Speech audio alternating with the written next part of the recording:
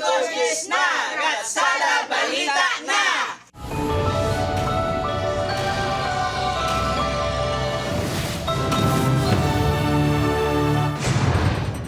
Tutukan Subuga Webes. Supply sang kuryente sa Visayas Grid sa katapusan pa sang Agosto posible mangin estable suno sa NGCP. Pila ka konsumidor nagapanghakroy na sa rotational brownout. 17 ka grade 5 students sa Cadiz City na ospital matapos magsakit ang tiyan kag nagsululuka. Tricycle, wasak sang mabungguan sang duwa ka SUV kag pick up sa Pontevedra, Capiz. 4 kasakay sang tricycle, pilason.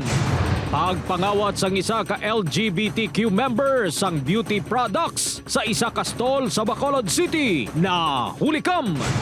Flood control project sa Tigbawan, Iloilo nga 3 pa lang kabulan natapos, naguba na. Samtang drainage system sa Banwasang Liganes, nagatuga pa sang baha.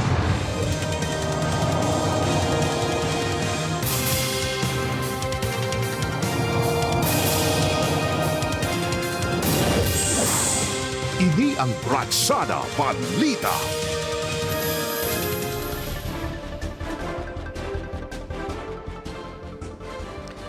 Mayong hapon mga kapuso, mayong hapon Adrian.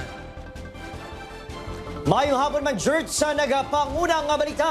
Supply sa kuryente sa Visayas Grid, ginalauman nga mangin estable sa katapusan sa Agosto. Pagnubos ang presyo sang kuryente sa spot market, ginalantaw mangin epekto sini. Si Zen Kilantang sa may nagaratsada nga balita live sa barangay San Vicente, Leganes, Iloilo. Zen?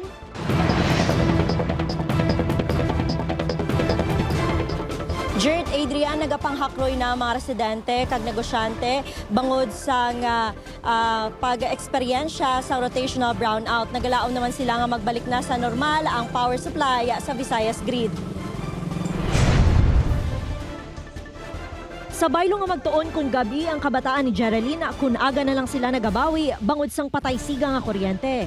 Mabudlay kung wala kuryente, madulog. Nagatuon sa daan gabi-gabi. Exam yan ang buwas. Umpisa sang Mayo sa nagsugod ang pagpaidalom sang National Grid Corporation of the Philippines sa Visayas Grid sa yellow kag red alert status bangod sa hindi estable nga power supply. Nagapatuman naman sa rotational brownout ang mga power distribution utility. Apang ginalauman sang NGCP nga mangin bastante na ang supply sang kuryente sa katapusan sang bulan sa Agosto. Initungod ginapaabot nga magabalik sa operasyon ang mga planta nga TVI-1 kag TVI-2 nga madugay na nga naka-forced outage. Yes, no alerts na.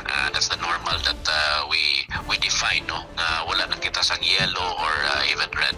Ginakabig sang Ileco 1 nga dako nga bentaha kung estable na ang power supply. That could translate to lower price sa aton nga spot market. Ang mga konsumidor nagahulat man nga magbalik normal na ang supply.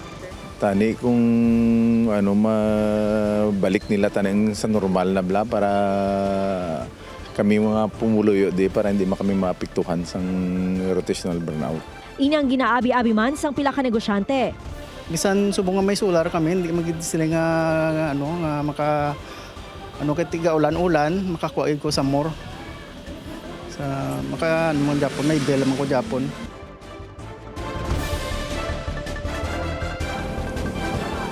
Jert, sa advisory sang NGCP subong adlaw naka-yellow alert status ang Visayas Grid humalin 1 PM tubtob 3 PM samtang red alert status naman humalin alas 3 subong hapon tubtob alas 9 karon sa gabi. Jert? Madamo gid nga salamat sa update. Zen Kilantang Sasa.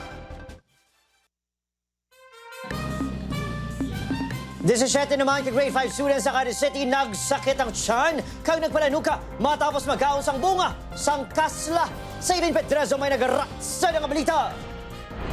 Ginrespondihan sa katapos ng Cadiz City DRRMO ang ini nga mga estudyante sa isa ka eskwelahan sa Cadiz City, Negros Occidental. Pasado alas 3 ang hapon kahapon. Ini matapos nakabatyag sang pagpanalakit sang tiyan kag nagpalanuka ang 17 ka grade 5 students. At exactly 3:57 PM, nagtawag ang principal sa school na may mga bata na naglain ng tiyan na nagkasululuka, suspected food poisoning. Nagwa sa investigasyon sa CDRRMO nga antes naglain na pamatsyag sa mga estudyante, nagkaon ang mga inisang liso sang kasla.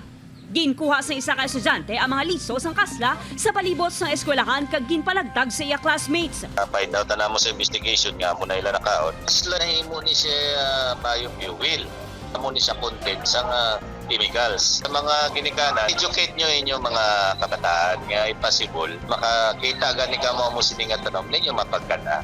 Sa ginpagawa nga public health advisory sang primary care facilities sang syudad, nakasaad nga hindi dapat magtanom sang kasla sa sulod sa eskwelahan agud malikawan ang pareho nga insidente. Nagpasalig ang DepEd Division of Cadiz City nga ginatutukan na ang insidente. Ang teachers at ang school principal naghatagin sila yung sang aksyon. There should be close monitoring. It was emphasized in the school level.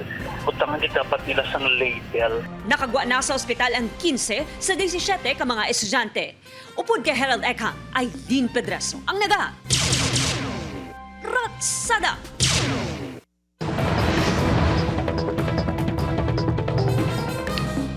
Sa iban pang balita, flood control project sa barangay Napnapan Sur, Tigbawan, Iloilo, naguba apisar nga pila pa lang kabulan nga natapos. Pila ka mga balay na rumpag man. Si John Sala may nagaratsada ang balita. Di kailo nga makapahagan-hagan. Nangin mayor pa sa karon nga rason sa pagkabalaka sa mga residente hindi lang sa baha kundi pati man sa ila kaluwasan ining flood mitigation structure sa barangay Napnapan Sur, Tigbawan, Iloilo. Wala pa sa 3 ka bulan humadin sa natapos obra sang Mayo 2026 ang ininga 139.7 milyon pesos ka proyekto apang sa karon nagausmod na ini. May mga litik kag makabig may dala nga peligro sa lugar. Antes mag-usmod ang istruktura, una na nga nag-usmod ang balay ni Ramir sa Tupad City sa Agosto 10 bangod sa sige-sige kapag inulan. Inuras lang ang nagligad, amat-amat man nga nag-usmod ang flood control structure. Dismiyado gid bisan sino magtanaw kung mga sitwasyon. Amo na niya tabo, ang happy dali lang. Pag Mayo hasta Subo sang nagligas. Hindi man matago sa pila ka mga residente ang pagkadismaya bangod sa minilyon nga pondo sang proyekto, inagyan lang sang baha, gilayon nga naguba. Kulba, hadlock, nga mnali magdalam ang baha, anong matabo sa amon din, malulos kami liwat. O, di ba? Ay, sang una nalulosong kami. Ay, amo ka ang balko sa ila, silingkuti, dapat kung ko, naghimo ka mo sang amo karag, isip man ninyo kung anong depensa sa babaw. Dito, may tubig isa. Amo to nga Dito, nag-stop. amo to nga nagkala Isang naka-factor. usmod to ang mga Isang naka. Kaya why na sungawan, why na access. Sa pagpangusisa sang Municipal Engineering Office o ng DPWH Iloilo 1st District Engineering Office, soil erosion ang rason sa pagkatipag sang balay kag sang flood control structure. Apang suno sa Municipal Engineer, kuntani antes sinigid suburan, gintunan na isang maayos ang kontraktor kag sang DPWH ang estado sang duta. Kay tani ko ni nakita ni designer basit ko may mga factors man sila nga i-add tani sa design nila. Ginti ko sa news team ko ang bahid sang DPWH Iloilo 1st DEO apang nagpaiway pa sila nga maghatag sang payag samtang ginatunan ng sitwasyon sang proyekto. Upod kay Marvin Lauderes, John Sala, Araga, Ratsada.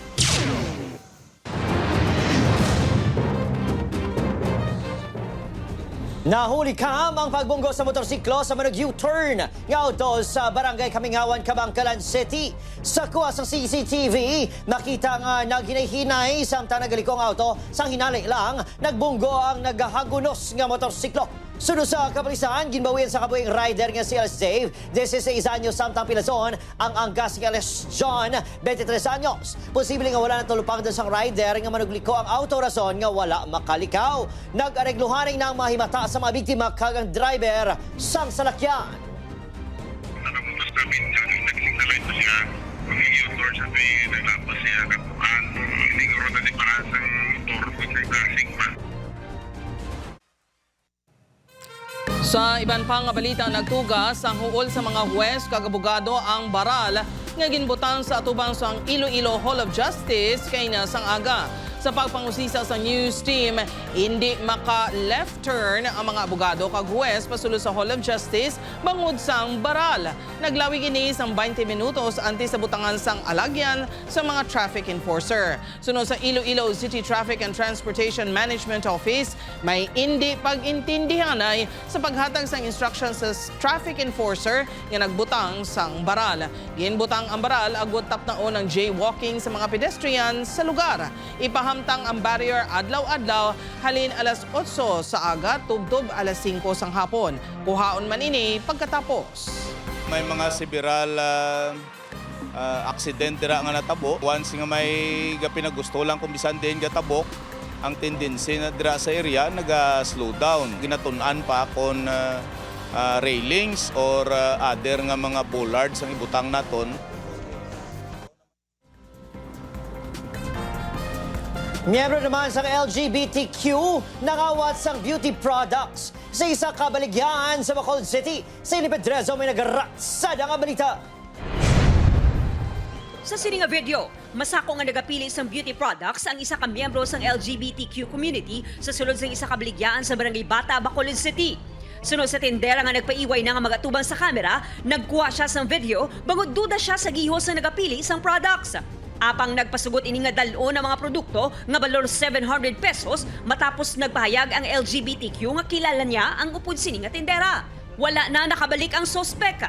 Sunod sa kapulisan, nakabato na sila sa pareho nga reklamo batok sa LGBTQ nga nakuhaan sa video. Si amo gini na gina-target niyang produkto kag base kun may market pagid siya nga ginadulungan sina wala ta kabalo kung para lang na sa iya personal gain or ginabaligya man niya. Gina-verify na sa kapulisan kung ang nakuhaan sa video amo ang pareho nga suspect sa pagpangawat sa beauty products sa Barangay 40 sa Hulyo. Panugyan sa kapulisan sa mga nabiktima, magpasaka sang formal nga reklamo. Pinakauna is mag-report kita sa kapulisan, no? Hindi naton mahatagan sang gusto nga aksyon ang isa ka reklamo kung wala nato nabaton ang ilang complaint.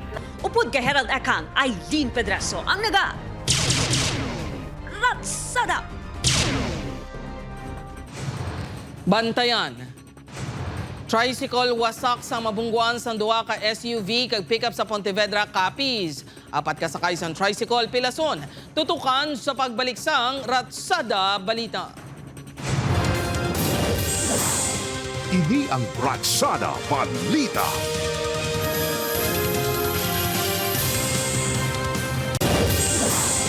Ini ang Ratsada Balita.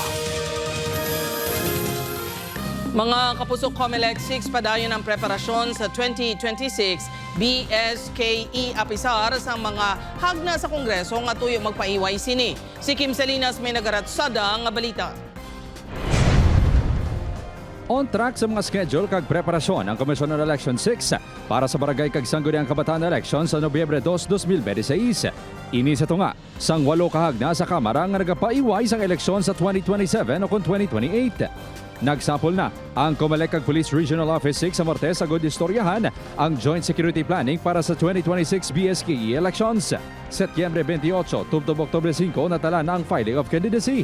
Oktubre 22 tubtob 31 ang campaign period. Sa ato mga field offices, no, naubra na nilang kadamaan, no, majority bali sang aton na pre-election activities. Walin sa registration, sa finalization sa precinct. Hindi kita gusto nga will be caught off guard. Inaya pending bills pa lang ina.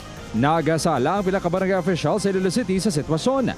Apang respeton sa mga ini kung ano man ang mga desisyon sa mga mamalidha. Ang aton lang niya bilang isa ka public servant, obrahon ta lang ang nagkadapat sa aton barangay kag magtrabaho lang kita nga may pag-ulikid. Dapat patigayon gid ang BSKE election sunod sa pila ka residente sa syudad. Agud maisla na ang mga opisyal nga wala nag-perform sang maayo. Inanlanda yun nun gid eh. Tiki, parang di sa amon. Dahon kagawad nga wala na. Kapil ba yung iskay namon, hindi sila active. Wala man sa problema nga nakita si Gilbert kung hindi gid man madayon ang eleksyon. Okay lang, hindi madayon. Iti ang mga barangay official di, okay man ang ilang na himo di sa mga pumuluyo. Upod Kirmel Porquia, Kim Salinas ang naga Ratsada. Matapos naman ang masobra 2 ka bulan, umalin sang ulihi nga ash emission sang Hunyo, liwat nga nagbugas sang aso nga may upod nga abo ang bulkan Kanlaon kay ina sang aga. Nakuhaan sa IP camera sang FIVOX ang ash emission nga nagdugay sang 92 minutos nga nagsugod alas 8 sa East kay ina sang aga. Wala naman sang na-monitor nga ash fall.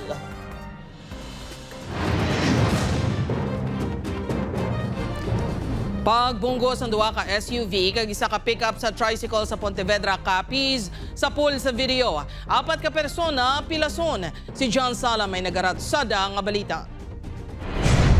Sa CCTV footage, makita ng tricycle nga nagadalagan sa karsada. Matiyon-tiyon pa, gulpi lang ini nga binungguan sa nagasunod nga isa ka SUV.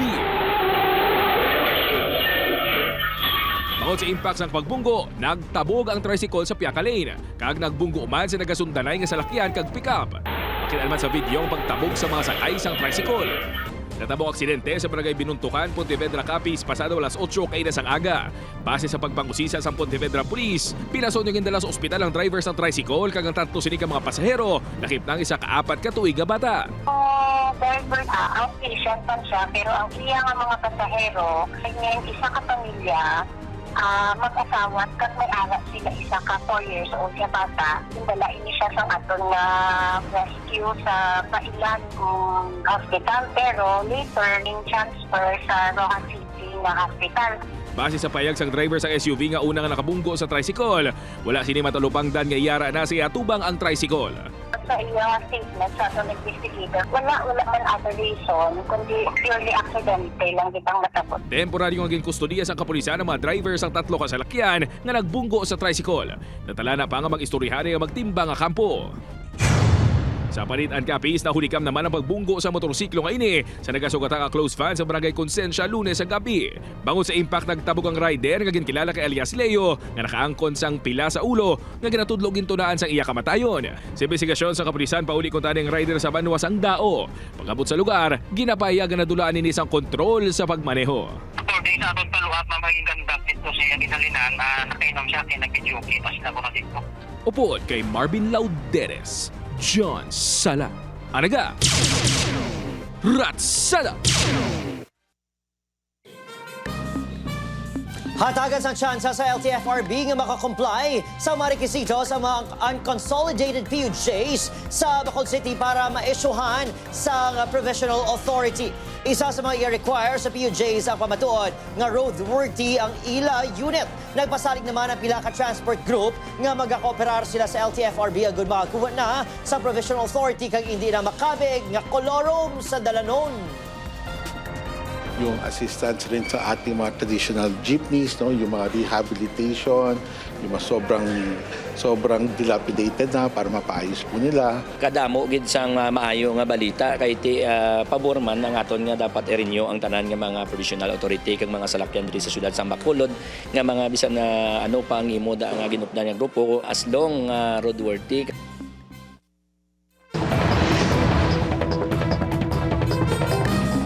Napabayaan kag wala natapos nga drainage project sa barangay Nabitasan, Leganes, ginareklamo bangon ng gatugas ang baha sa lugar. Proyekto duha na katuig nga nakumpleto base sa record sa DPWH. Si Zen Kilantang Sasa may nagaratsada nga balita, exclusive.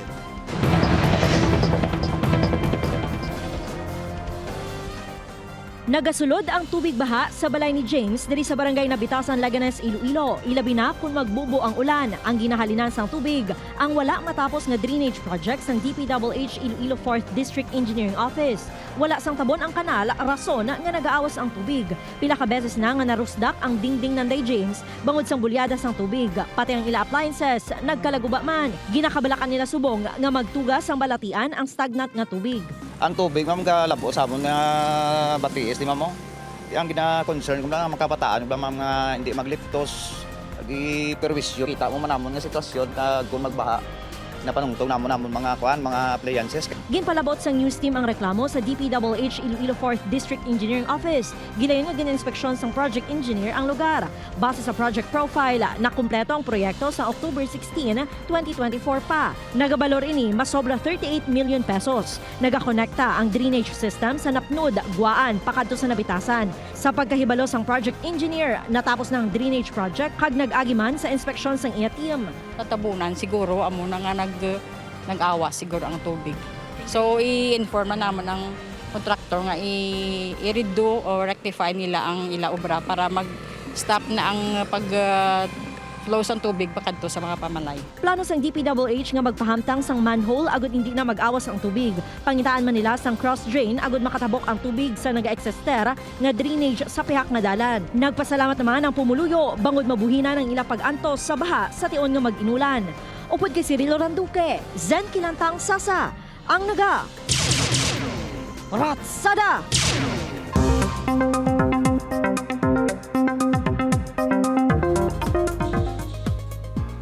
Mga puso padayon, ang pagpalayo sang bagyo nga may international name nga Nangka.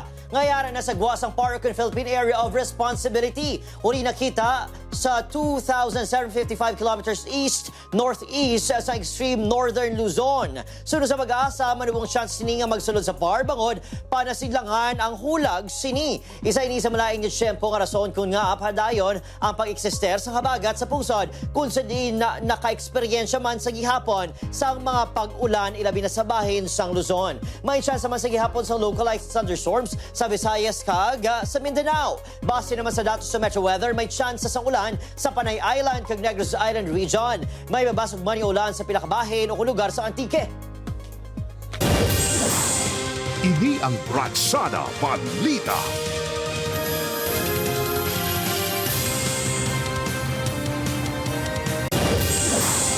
Ini ang Bratsada Balita.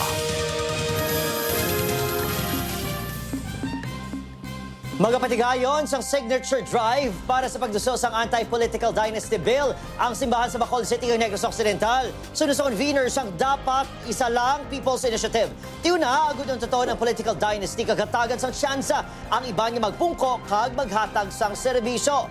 Tuyo sang proponer o proponents nga ang anti-dynasty measure mag-agi sa People's Initiative kag referendum imbes sa Kongreso. Kinahanglan ang at least 3% kapirma sa tagsa ka legislative district kag 10% sang registered voters sa bugos sa Pilipinas agud mapatuman ang People's Initiative. Target sa organizers ang 7.5 million kapirma subong at 2026. Pangabudlayan tagid na iya pamalhasan, tuluan bagani guro dugo. Kung kumbinsido kita, kag-ara gid kita para sa kaayuhan. Kailangan 3% minimum of all 254 legislative districts. Pero yung total, kailangan umabot ng 10% no, ng buong registered voters. That's approximately 6,000. No? 6,000 to about 10,000 per legislative district. Mga kapuso, maintenance medicine sa pila ka barangay health center sa Iloilo City ginakulang. LGU nagpainsang pondo para sa libre nga bulong sa mga senior citizen kag PWD. Si Kim Salinas may nagaratsada nga balita. 4,000 pesos ang bulanan nga gasto. Sang 64 anyos nga si Joan kag sang Yabana sang barangay Kamaligharo para sa ilang maintenance medicine sa hypertension, diabetes kag iban pangabalatian. Dako nga bulig kun may supply sa bulong sa barangay health center. Apang sa masami, ginakulang. Mahal nga daan ang maintenance, duwa pa kami sang bana ko. Nami gid kun libre kay wala ka gasto, makasave ka. Pagkato sang news team sa barangay health center sang Kamaligharo, Desyembre pa lang sang nagligad niya tuig. Wala na kuno sang maintenance medicines. Kulang-kulang gid kami sa supply sang bulong kay tungod ang 2026 namon nga development plan wala pa na approve. Di siguro kung mahumana maka-purchase na kami sang bulong. Ginalauman niya ini ang masolusyonan paagi sa pagpain sang Iloilo City LGU sang 20 million pesos nga pondo.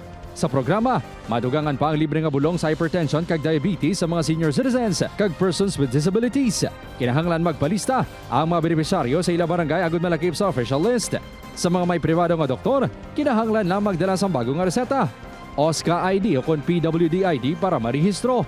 Sa mga bedridden nga hindi makakadto sa health centers, dapat may buloon ang medical staff sa health center agud makaparehistro. I will make sure nga kada tuig punduhan gid naton ang ini nga programa. I want to share nga ang aton nga pharmacy ang diri sa aton nga Iloilo City Hall kag ang aton nga 9 districts inog pa-register na naton sa PhilHealth, no? Nalipay diri sila lay nga may utod nga manog senior citizen na nga maka-avail sang libre nga bulong. Nakugid nga mabulig sa iya kay tigado man siyang daan mo. Tiga yun dolo sa Lusman barangay man ang ganit na iya ginasaligan nga maintenance. Upod Kiribel Porquia, Kim Salinas ang naga. Ratsada.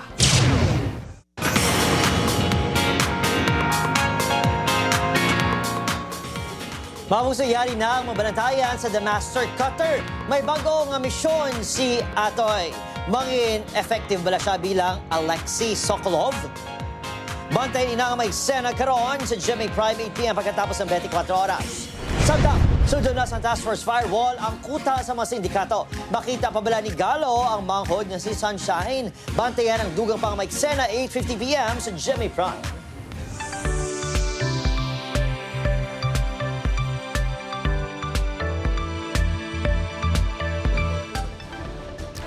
Samtang matanaw ang episode nga ini, kagiban pa ang mga lokal nga balita sa official website ng GMA Regional TV, www.gmaregionaltv.com.